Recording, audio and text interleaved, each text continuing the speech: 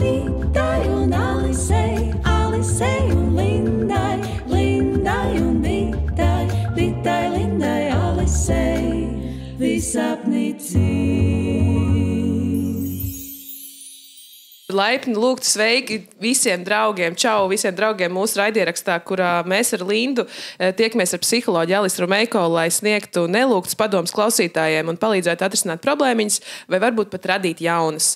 Šis raidieraksts pauž mūsu personīgo viedokli un paredzēts kā izklaidējošs un viegli izglītojošs video. Lūdzu, klausieties atbildīgi. Nav pielīdzināms individuālai psihologa konsultācijai. 3 izsaukuma zīmes. Sveikas, Linda, Alise, Dita. Čau! Čau! Čau! Nu, kā jūtamies šodien? Šis ir mūsu jau 10. sērija. Mēs jau esam, tā kā jau zinām visu, kas jādara. Džems ir zināms. Ļoti labi. Zinām, kuras pogas jāspiež, viss strādā. Kādas pogas? Kuras pogas mums emocionālās jāspiež? Linda. Kādas vēl tev pogas kaut kādas ir vai? Jā. Parādi. Linda, jā. Es jūtos atkal tā droši ar jums, un tā doma, ko es pirms brīža sevī piefiksēju, cik es ļoti abrīnoju jūs un to, kāda mums ir tā sinerģija. Tas ir baigi forši. Tā kā priecājos šeit būt un nevaru sagaidīt dzirdēt sūdzības un skatīties, ko mēs varam darīt ar to. Izklausās, Alis, ka tu esi īstajā profesijā, ja tu nevari sagaidīt dzirdēt sūdzības, jo tas, laikam, ir tavs ikdienas darbs. Kā, nu labi, kas būs šoreiz? Tā ir. Es esmu īstajā vietā ar savu darbu kā psihologs, jā. Sūdzības ir tas ūdens, kurā es peldos. Es nevaru bez sūdzībām. Jā. Tāpēc sūtiet mums savas anonīmās sūdzības, jautājumus, kas jums uz sirds, kas notiek jūsu dzīvē, par ko jūs gribat dzirdēt anonīmus komentārus, ne anonīmus no mums. Un tas arī tas, ko mēs šodien darīsim. Ja? Kāda mums ir programma šodien, Dita? Programma ir, kā vienmēr, kā arī iepriekšējās 50 sērijās. Šī ir 51. sērija, kurā mēs svinam savu jubileju. Mēs esam tik labi pastrādājuši. Mēs, kā vienmēr, sāksim ar mazliet kas sliktāk, tad mēs apskatīsim problēmiņas, un tad būs tāda pārsteiguma sesija, kurā mēs apskatīsim problēmas aktualitāti šodien. Nu, tad varbūt sāksim. Kas sliktāk? Jūs satiekat senu paziņu, un sliktāk ir tas, ka tas sāka baigi lielīties, vai arī rītīgi sūdzēties? Laikam jau sūdzēties, bet laikam varbūt... Ne, atkarīgs no mana garstāvokļa. Ja man iet labi, lai jau cilvēks lielās, bet ja man iet slikti, tad es varbūt to negribētu dzirdēt. Es vēl padomāšu. Alis? Jā, atkarībā no garstāvokļa tas izklausās tā sakarīgi. Un man liekas, ka man varētu būt līdzīgi, jo kā izskanēja tas jautājums, es sapratu, man liekas tā 50/50. Drusciņi viens un drusciņi otrs, kā kurā dienā. Nevar 50/50. Tā kā ātri pasakam sliktāk, viņš sūdzās vai lielās. Kas ir sliktāk? Jums slikts noskaņojums šodien. Jā, man pirmā doma bija, ja lielās, tad it kā, ka tas ir sliktāk, bet es domāju, ja tas cilvēks, piemēram, sūdzas un es esmu nogurusi pēc konsultācijas, tad es priecājos, ka mani draugi, tā arī viņi dara, ka viņi respektē un sajūt mani, kad es esmu gatava kaut ko uzklausīt, kad nē. Bet arī, kad lielās, tas nav nemaz tik slikti, jo tad mēs varam papriecāties par otru cilvēku un tā kā tam cilvēkam labi veicas, un tas ir super. Neesam nīgri latvieši, priecājamies par citu veiksmi. Nē, man riktīgi besīgi lielās. Labāk sūdzies, un tad es jūtos labāk par sevi. Labi, sliktāk ir. Tu aizēji uz laikmatīgās mākslas izstādi, un tev riktīgi besīgi tas, ko tu redzi. Vai arī tu neej uz izstādēm? Nē, uz izstādēm vispār. Tas ir sliktāk. Jā, jo man bieži kaut kas nepatīk izstādēs, bet tam jau tā māksla ir domāta. Jā, es gribēju jautāt, vai tas nav tā, kā tam ir jābūt. Jā. Ja viss patīk, man liekas, ka nav kritiskās domāšanas. Vai? Upsī. Labi, es neeju uz izstādēm, tāpēc es nevarēšu to komentēt. Dita. Jā, ko man tur darīt? Tā, ja cilvēks iet uz izstādēm un viss pilnīgi patīk.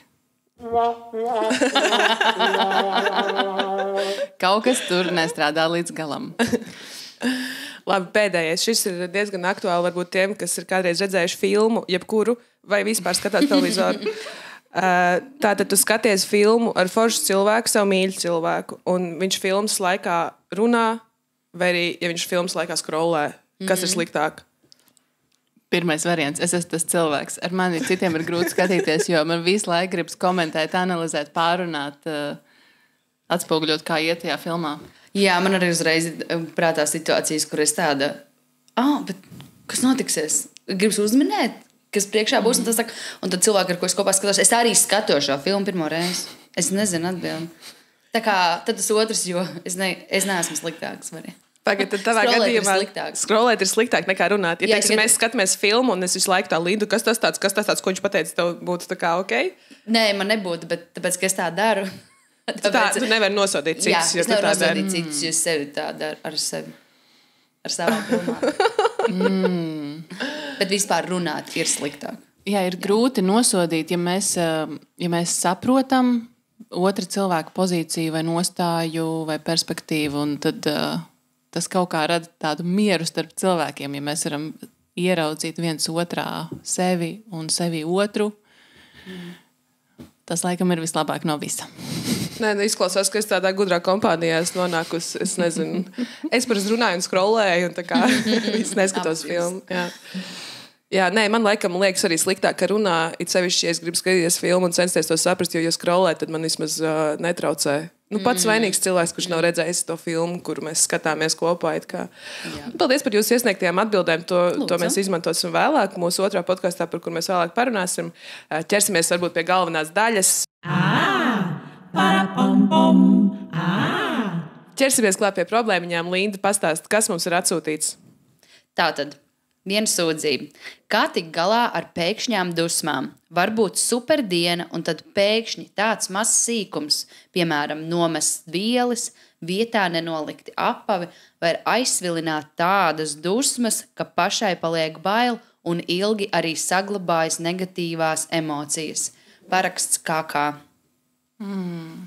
KK. Vai tas ir mans draugs, kurš iesūtīja šo jautājumu, vai tas esi tu? Ne, tas ir kreisais krasts.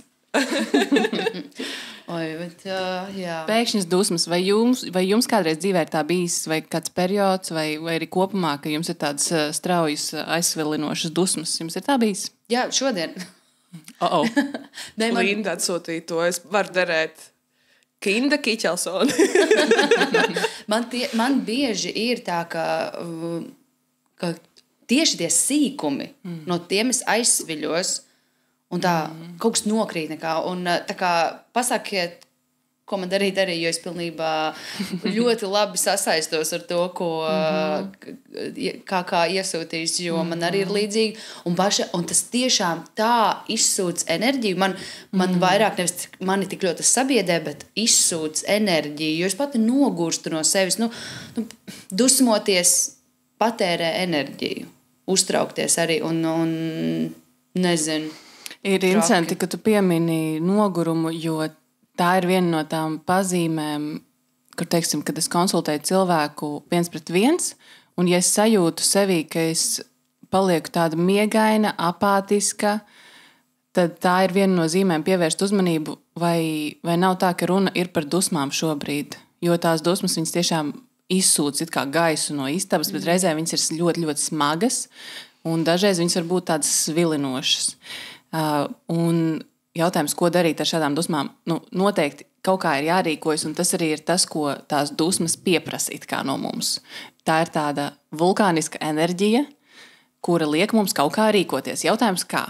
Nedarīsim pāri citiem, nedarīsim pāri sev, ne fiziski, ne ar vārdiem, bet kaut kā ir jārīkojas. Un varbūt tur varētu būt, piemēram, stāsts par sarunām, kuras ir jāveic ar tiem cilvēkiem, kuri nomet savus priekšmetus vietās, kas tev nepatīk vai kas tev uztrauc. Pateikt, kad, zini, tad, kad es atnāku mājās, man ir tik svarīgi, ka vismaz šī telpa, kaut vai viesistaba vai atsevišķa virtuve vai kāda cita telpa ir tīra, ir savākta, un tu vari būt varbūt savā vietā nekārtīgs vai nekārtīga un nomest, kur tev gribās. Jaku, zeķes, somu, grāmatu, bet man vajag, lai šitā vieta ir sakārtot. Tur ir jautājums par vajadzību izrunāšanu.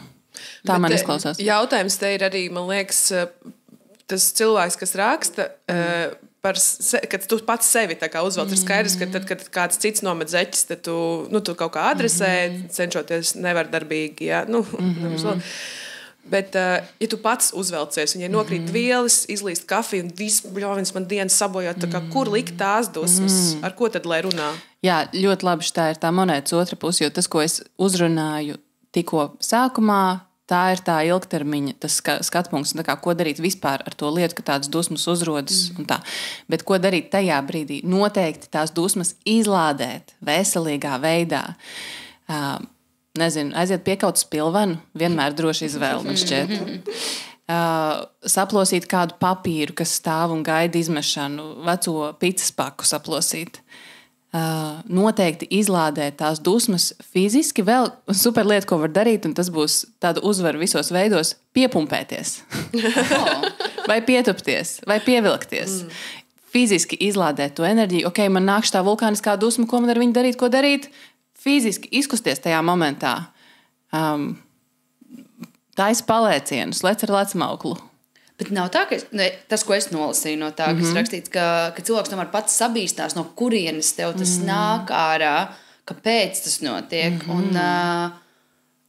Bet šis arī uzreiz personificē šo situāciju nedaudz, personalizē. Tu vari teikt, kā gribi, mēs zinām, ka tu atsūtīji to problēmu. Droši vieta. Jo, laikam jau, man liekas, mēs baidamies varbūt dažreiz no savām īstajām emocijām, jo jābūt jau visiem kārtīgiem.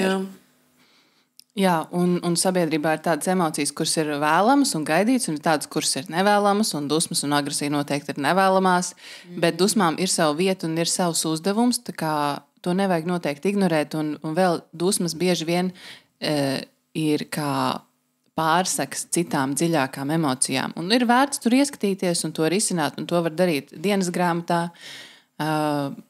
Var arī pameklēt konkrētus kādus dienas grāmatas jautājumus, tematus, kā pameklēt tos iemeslus, bet to var risināt arī kopā ar kādu speciālistu, kurš tavā vietā var palīdzēt izdomāt, kā to apieties.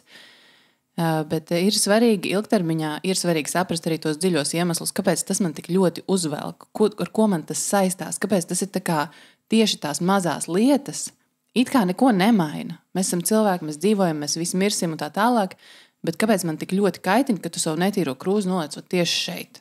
Kāds sakars? Uzolam ir tāda dziesma, bāds tik laba cieņa. Man ļoti patīk tas ieteikums par pumpēšanos. Man liekas, vispār tā kā kaut kā fiziski tā, ka tu izliec, un es tagad domāju, vai cilvēks sporta zālē ir dusmīgi cilvēki, vai kas viņus motivē. Jo viņi ir izlādējuši pirms sporta zāles varbūt. Jo tās seno laiku karikatūras par durvju aizciršanu ciet, par trauku sadauzīšanu. Es zinu, ka es esmu savu mobilo telefonu agrākos laikos metus ar dusmām pret grīdu. Tas arī par to fizisko izlādi. Mums gribas, lai kaut kas sašķīst. Un var sašķēdīt kaut ko, kas nesabojās veselību nevienam, gara stāvokli nevienam. Ir arī tādas speciālas telpas un pakalpojums, kur ir tā kā garāža, kur tu vari aiziet un šķaidīt traukus, vecus televizorus, datorus, samaksāt par to un ritīgi izdusmoties. Arī šito variantu var izsvērt, sev uzdāvināt. Super. Ļoti labi padomi. Es domāju, Linda, tu dzirdēji, ja? Jā. Es zinu, kas man es tagad zinu, kas tu man zini, jādara. Un vēl, tā kā pirms mēs to noslēdzam, es gribēju teikt, tas ir pilnīgi normāli. Tā kā ar tevi viss ir kārtībā, ja tev tā ir, tas ir ok. Un tā ir vienkārši tavs nākamais izaicinājums ir saprast, ok, ko tu gribi darīt ar šitām dusmām. Un kā tu vari izvēlēties viņas izpaust, izlādēt. Tas ir pilnīgi ok, tas ir normāli. Daudziem tā ir. Jā, visiem tā ir. Visi taču dusmojās. Visiem tā ir. Visi dusmojas, cerams. Es ceru, ka visi dusmojas. Pasties, kur mēs dzīvojam? Kas te notiek pasaulē? Kā tu vari nedusmoties? Tas gan. Labi. No dusmām pie citām lietām. Nākamā sūdzība. Kā tik galā ar pusaudzi, kurš melo un zog no citiem bērniem naudu? Kā iegūt uzticību, lai viņš pastāsta visu, kas notiek? Pusaudži. Šis tāds grūtais, nē? Alise?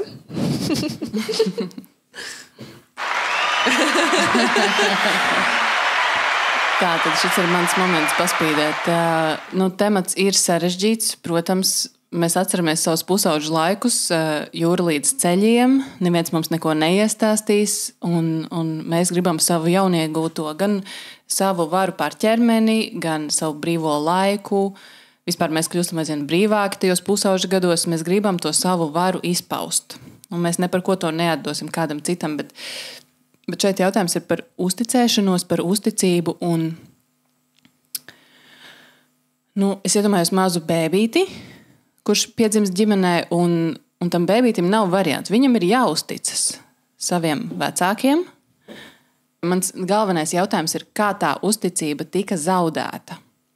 Kas notika, lai tas pusaudzis neusticētos jums kā vecākiem?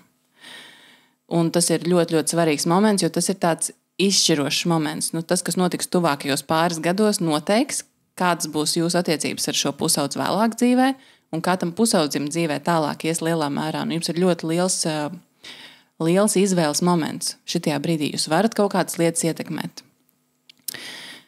Viens noteikti konsultēties ar izglītības psihologu, vai psihoterapeitu, kurš strādā ar bērniem, vai ar smilšu terapiju, lai palīdzētu šim pusaudzim izmantot tos resursus, kas viņam ir vai viņai. Ne jau no tādas labas dzīves tas pusaudzis zog un melo. Mums ir šim cilvēkam jāpalīdz. Mēs esam pieaugušie. Mums ir jāmēģina saprast šo cilvēku, izprast. Saprast nevis tā kā piedot un lai turpina zakt, bet izprast, kas notiek šī cilvēka prātā un sirdī, dvēselē, tāds, ka liek, piemēram, zakt. Tas var būt arī uzmanības pievēršanas moments, ka vienkārši tas cilvēks grib vairāk mīlestības un mīļuma un ir pieradis, ka uzmanību dod tikai par negatīvām darbībām. Un ja es zakšu, tad es noteikti dabūšu daudz uzmanības gan skolā, gan mājās. Un tā ir tāda diezgan liela garantija. Tā kā noteikti konsultēties ar kādu, kurš strādā tieši ar bērniem un pusauģiem, un pašam priekš sevis padomāt, kā jūs varat atjaunot uzticēšanos, jo uzticēšanās ir tā kā tilts starp diviem upes krastiem. Un izklausās, ka kādos senākos laikos, agrāk vai vēlāk, notika kaut kas, kas sagrāva šo uzticēšanās tiltu starp jums, un tas bija vēl pirms zakšanas. Tur kaut kas notika. Jautājums ir, kas notika, un ir jūsu atbildība kā pieaugušam no savas puses atkal būvēt to uzticēšanās tiltu ar saviem spēkiem un parādīt pusaudzim, ka ir iespējams uzticēšanos, ja tā ir bijusi lausta vai zudus, ir iespējams to atjaunot. Ja jūs paši tam neticat, ka ir iespējams uzticēšanos attiecībās atjaunot, tā ir nākamā lieta. Tad jums ir jāiet pašam konsultēties vai pie kāda psihologa vai pie kāda terapeita, lai saprastu, kā vispār cilvēku attiecības strādā un ko nozīmē attiecības, ko nozīmē uzticēšanās, pašam priekš sevis, un tad jūs varat savam bērnam dot piemēru. Īsumā tā nav vienkārša atbilde, nav viegla situācija, es jūtu līdzi, es saprotu. Tas ir milzīgs izaicinājums, un tur ir daudzas lietas, ko jūs nevarat ietekmēt, nevarat kontrolēt. Tā ir. Bet tad sanāk, ka, teiksim, es kā vecāks, un es redzu, ka manam bērnam, šim pusaudzim, ir šī problēma. Principā tā ir mana problēma, tā ir mana atbildība. Es kā vecāks eju pie tā speciālista, es tā lūdzu palīdziet man, vai es tā, tu iesi tagad bērns pie speciālista, tev vajag palīdzību. Kurš ir pirmais solis, lai risinātu šo jautājumu? Atbildība par zakšanu ir pusaudzim, bet atbildība par pusauģu mentālo veselību ir uz jums. Jo pusaudzis ir nepilngadīgs jaunietis. Tas nozīmē, ka... Jā. Nē, man patīk, kā jūs teicat to, ka ne jau aiz labas dzīves cilvēki izdomā zakt. Tur ir kaut kāda apsvēruma, kāpēc. Bet otra, piedodiet, man gribas to pateikt, bet uzticību atjaunot, lai tas bērns pastāsta, kur ir vaina un kāpēc viņš zog, vai arī, lai bērns stāsta, par ko zog, jo es tā domāju, ja es zogu, es nestāstīšu nevienam. Priekš kādam zināt? Man liekas, ir uzreiz jāatmet tā ilūzija, ka jūsu bērns jums visu stāstīs. Jā. Tā nebūs. Cilvēkiem vajag privāto telpu. Ak, dieniņās. Es negribu, lai man vecāki visu par mani zina, un es netaisos viņiem visu stāstīt. Un jūs taču saviem vecākiem paši arī daudz ko nestāstāt, un tas ir ok. atjaunot uzticēšanos tādā ziņā, ka es dzirdu, ka ir liela plaisa starp jums un šo pusaudzi. Tāda psiholoģiski emocionāla plaisa. Mēs gribam, lai pāri šai plaisai ar laiku rodas tilts, un jūs varat sarunāties. Varbūt ne par zakšanu, bet varbūt par to, kā tu jūties, kad tu zodz. Kā tu jūties ar to, ka tev it kā tu dabū uzmanību, bet ir viss šitās problēmas, tagad mums ir jārisina, un tu esi tas sliktais, un tā vienkārši emocionāli satuvināties.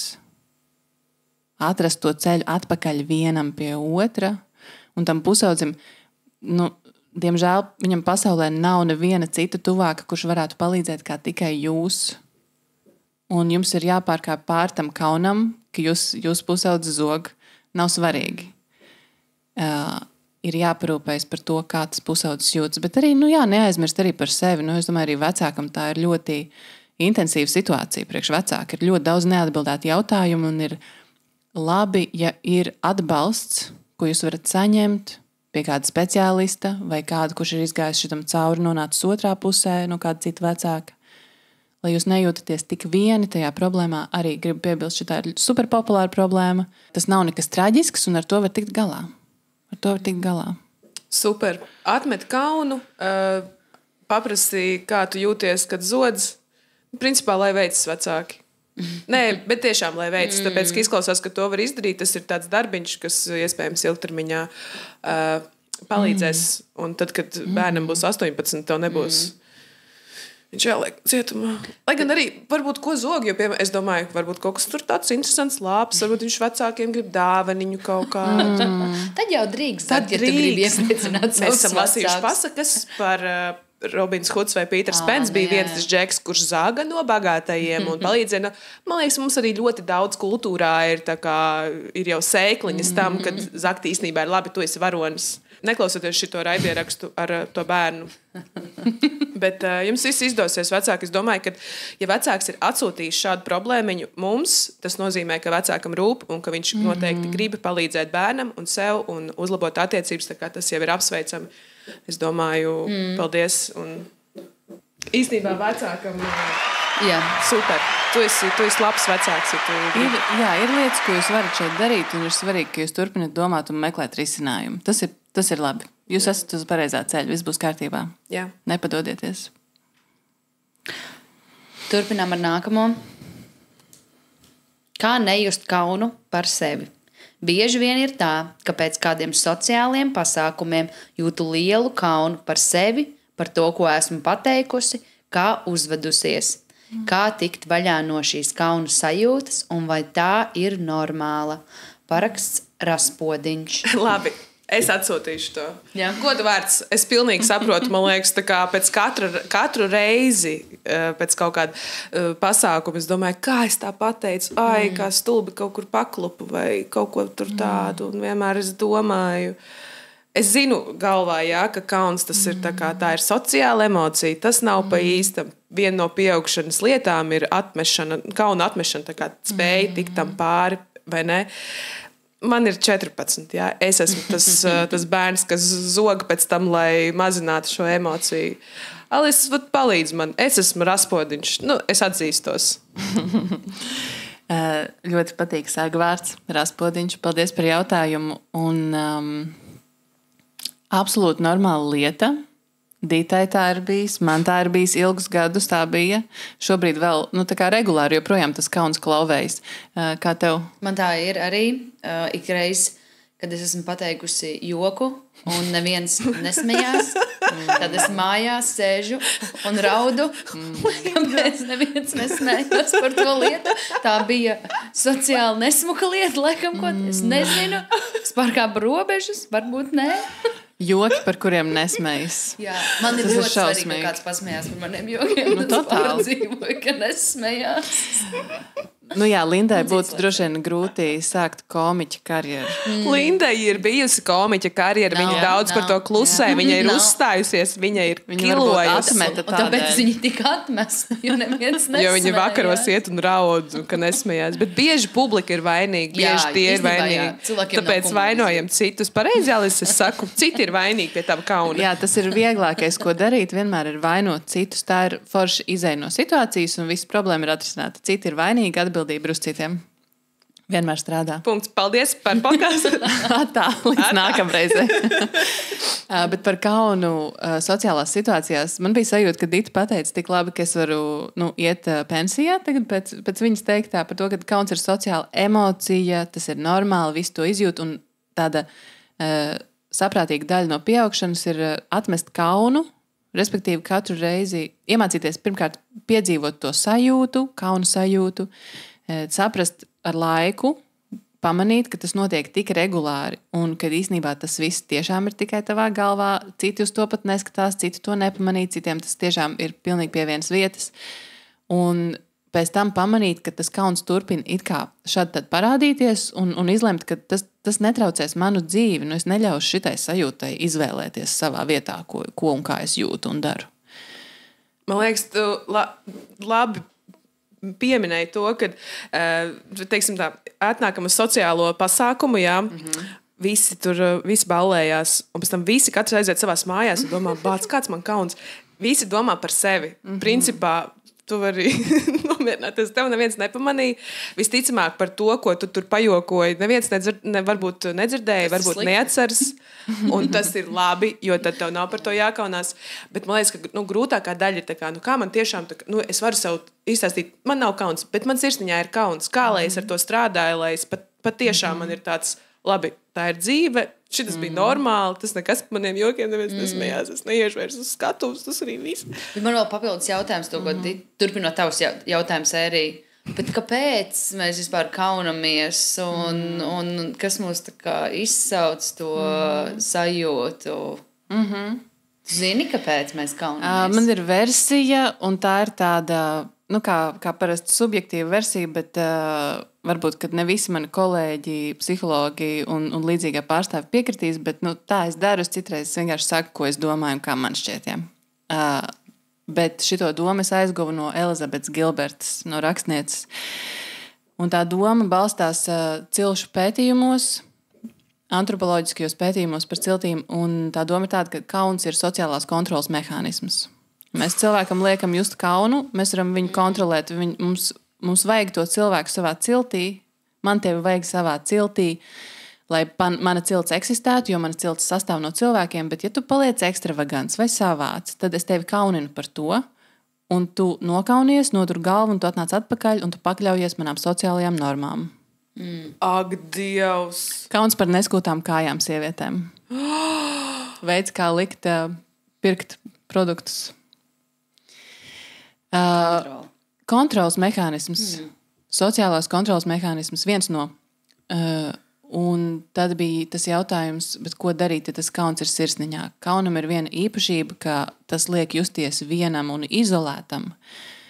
Un tas, kā pret to var cīnīties, ir kādam stāstīt. Pirmkārt, jau atrakstīt šo anonīmo jautājumu uz podcastu Viss sapnicis. Jā, Raspodiņ, tu super esi. Paldies, ka tu mums pastāstīji par savu kaunu. Pareizi. Visi piedzīvo kaunu. Jā. Super normāli. Ir labi, ka mēs par to runājam, jo man ir tā sajūta, ka ir kaut kāda problēma, un tu domā, ka tev ir vienam tāda, un izrādās vēl kādam ir, un tas atvieglojums, kad kāds pastāsta, paceļ to tēmu, parunā par to. Zini, man ir ritīgi kauns, ka es atnāku uz podcastu, un es nezinu, ko par mani domās cilvēki, ko es atbildu. Super kauns, bet kuram gan nebūtu? Es par šo nebiju vēl domājis. Pagad, tad mums vajadzētu kaunēties. Kad mēs palaidīsim Spotify, tad mums vajadzēs sākt kaunēties. Jā, man jau ir no domas man kauns. Un te mēs darīsim tādu lietu, vai ne, ar tādiem smieklīgajiem video, ko mēs liksim Instagramā, kas ir tā smieklīgi samontēti, jo mums ir kauns sevi publiski rādīt un publicēt, bet mēs tā kā pārspīlējam to visu. Mēs zinām, ka mums ir kauns. Mēs vienkārši parādīsim dubultzodus un neglītās sejas puses un visu pārējo, ja. Mums ir kauns. Let's get it over with. Vienkārši ejam tam pāri, ejam prom no tā nākamais. Kas ir nākamais? Kauns nav nekas jauns. Kauns nav jauns. Šis ir mūsu otrs podkāsts, kurā mēs ar Alisu un Lindu runājam hip-hop rīmēs, un Kauns nav jauns ir viens no mūsu pēdējiem singliem. Kā es gribētu spēt runāt hip-hop rīmēs. Tas būtu tik foršs podkāsts. Alisa īstenībā fano par Eminem, un es domāju, ka tur viens solis no klausīšanās līdz rīmēm. Nākamajā raidījumā Alisa runās rīmēs. Man liekas, superīgs padoms par kaunu, jā. Runā par to, tu vari pastāstīt kādam tuvam draugam, bāc, tā izdarīja man tāds kauns. Un parasti jau draugi tam ir domāti, lai teikt, kuram tā negadās? Ja to nav draugi, atraksti mums, mēs būsim tavi draugi. Mēs pateiksim, kam tā negadās, jo tā gadās. Pat Lindai, pat Alisei, visiem kauns ir goda vārds. Ir tik daudz kauns. Bet es tikko iedomājos, tā kā kauns nav jauns. Runā par to, citādi tas augs. Kauns tikai aug, ja tas ir viens pats. Es mēģināju tam rīmēt. Tas tāds īsais ieskats mūsu otrajā podkāstā. Jā, tas bija tā teikt teasers. Rīms. Bēm, vajag labi. Superīgas problēmas. Kā lai pasaka, vai superīgas problēmas, bet superīgi cilvēki, kas iesaistās mūsu raidierakstā. Paņemam vēl vienu problēmiņu. Tu gribi, tev pilnīgi, tu peldi jau jūra līdz ceļiem, tev ir 14 zodas. Mums ir vēl viena problēmiņa. Problēmiņas nekad nebeidzas. Nebeidzās. Mēs esam latvieši tomēr. Vai tas ir just visu vienlaicīgi? Bailes, sāpes, prieku un tā tālāk. Visu jūt. Jaiks. Kā jums ir ar tādu sentimentu? Šādu sentimentu. Kā jums ir? Vai jūs tā kādreiz jūtaties, ka jūs jūtat visu vienlaicīgi? Man parasti pirms kaut kādiem lieliem notikumiem ir tādas bēles, kad ir vienkārši stress, un tad ir visas emocijas vienlaikus. Pirms, nezinu, tur kaut kāda darba aizstāvēšanas, vai tur, par skolu domājot, vai ka tu kavēji kaut kādu pasākumu, un tad tu arī tev ir gan, tur ir mazāk prieka, tur ir vairāk tās it kā sliktās emocijas, bailes, tur un trauksmes un dusmas, varbūt viss tas, ko mēs iepriekš tādu zupiņu tādu. Jā, man ir līdzīgi, ka tad, kad viss ir reizē un viss ir daudz, tur maz prieka, maz varbūt tā pozitīvā spektra, vienkārši tad vairāk viss ir liekas par daudz, bet vai drīzāk, ka viss liekas tik intensīvi. Ja nav viss kopā, bet tad ir intensīvs. Tā, varbūt vieglāk būtu nejust, jo tik intensīvi viss ir. Vai tu, Linda, vari vēlreiz nolasīt, kuras emocijas bija nosauktas šajā iesūtītajā vēstulē? Jā, bailes, sāpes, prieks un tā tālāk. Bet 3. Bailes, sāpes, prieks. Tas ir normāli. Just visu vienlaicīgi. Kā jau Linda uzrunāja to tematu par emocionālo sajūtu, sajušanu, tās var būt intensīvas. Un mēs tipiski, īpaši mūsu sabiedrībā šeit, kur mēs dzīvojam, esam apmācīti nejust, labāk nejust. Emocionālā pasaule, kas tas vispār ir? Tā kā manī iekšā nekas nenotiek. Es esmu robots. Es funkcionēju. Es vienkārši funkcionēju, jā.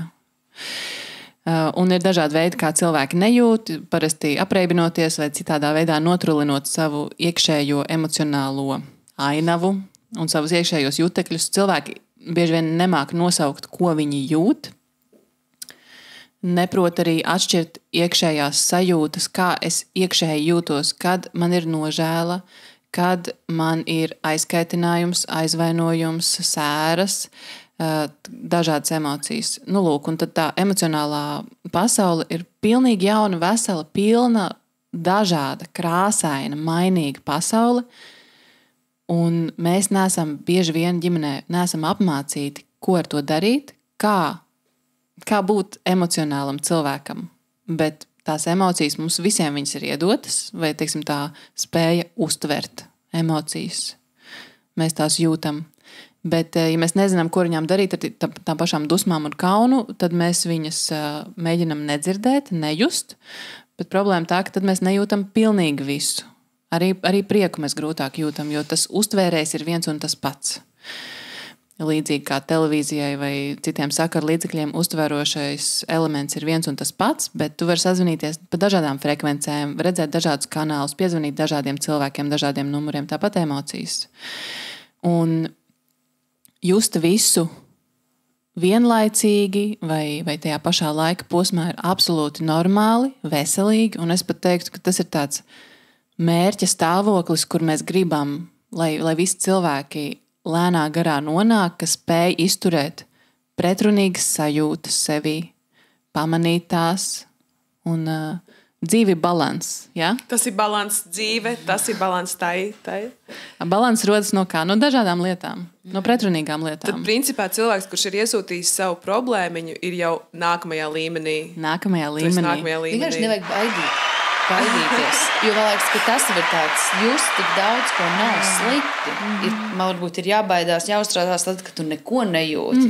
Es tagad, kamēr tu, Alis, runāja, atcerējos, ka man arī pirms dažiem gadiem terapijā, kad mēs arī runājam par emocijām, pozitīvas, negatīvas, kā viņas laist un nelaist.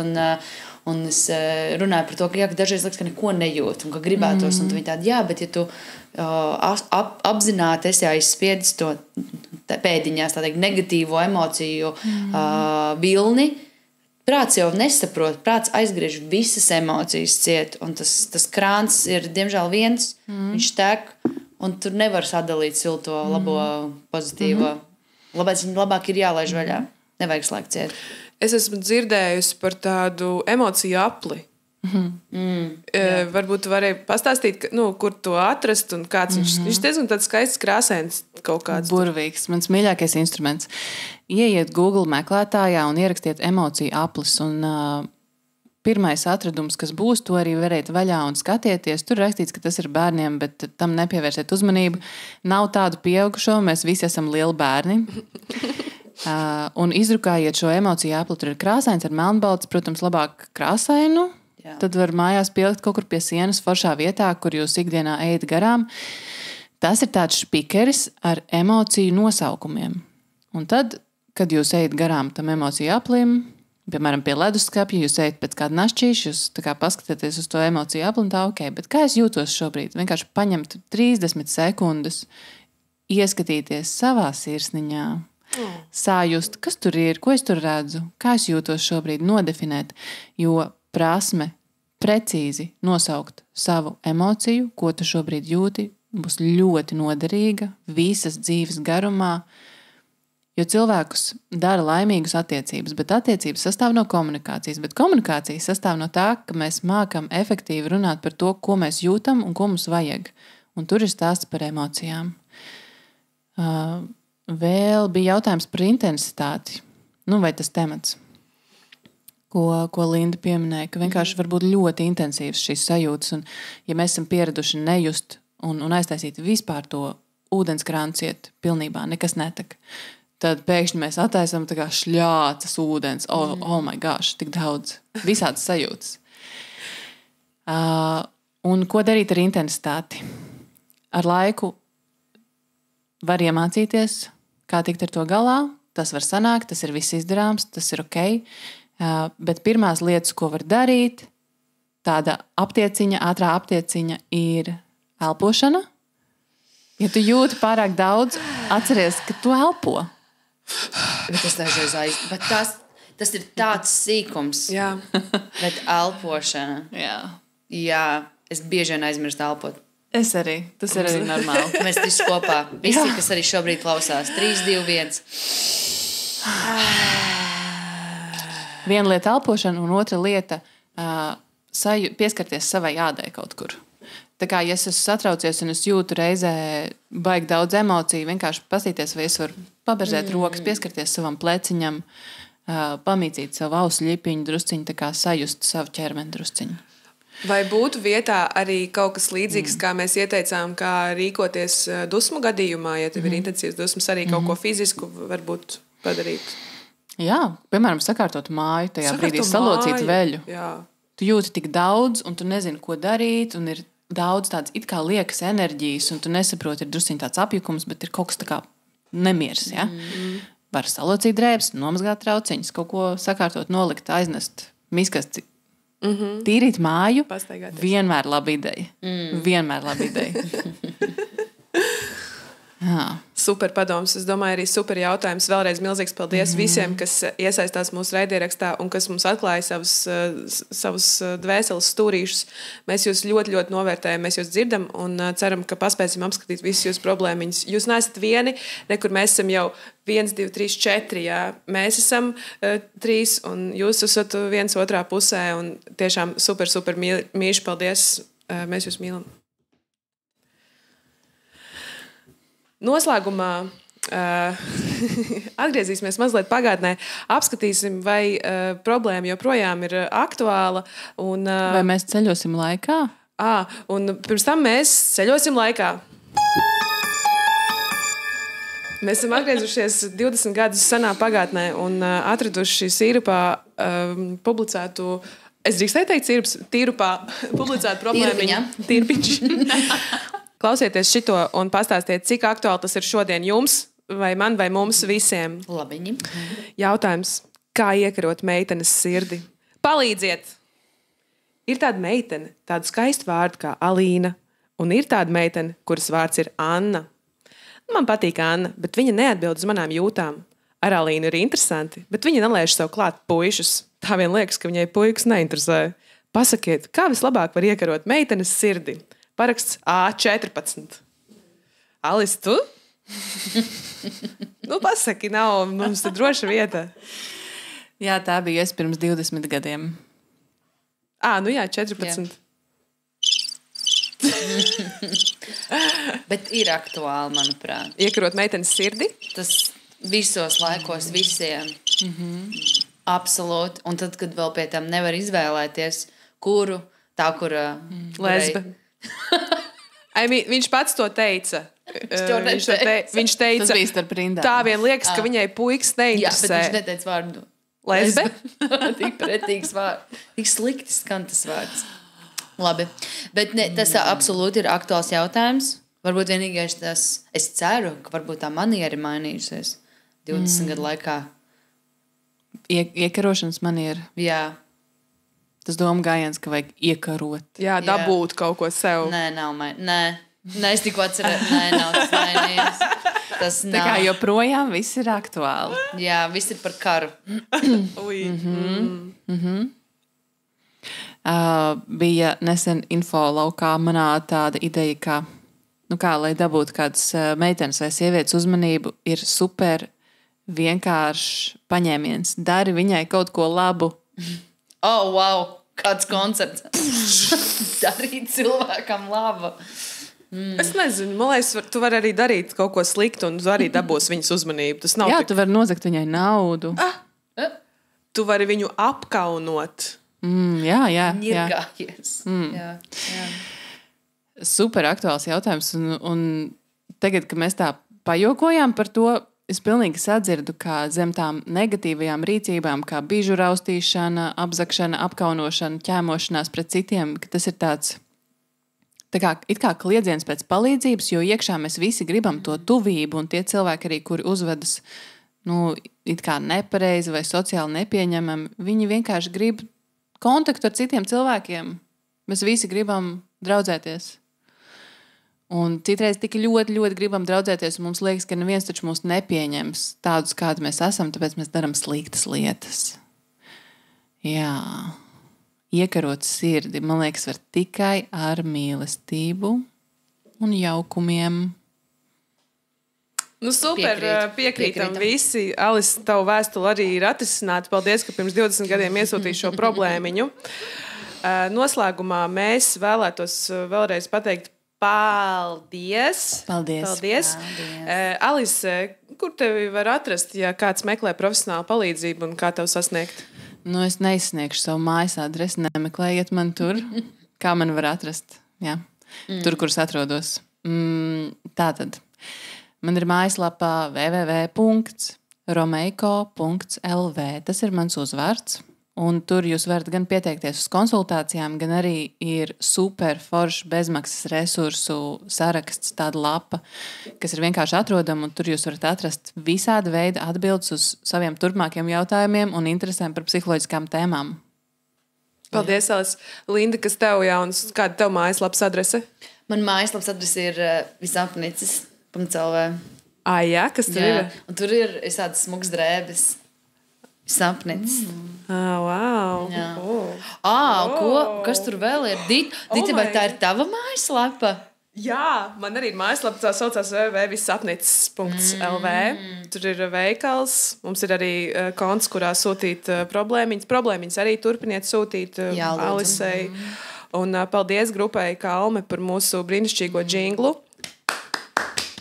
Superīgi. Bet galvenais paldies vēlreiz jums, kas iesaistās mūsu raidierakstā un uz tikšanos jau pēc nedēļas. Paldies. Atā! Čau! Vitai un Alisei, Alisei un Lindai, Lindai un Vitai, Vitai, Lindai, Alisei, visapni.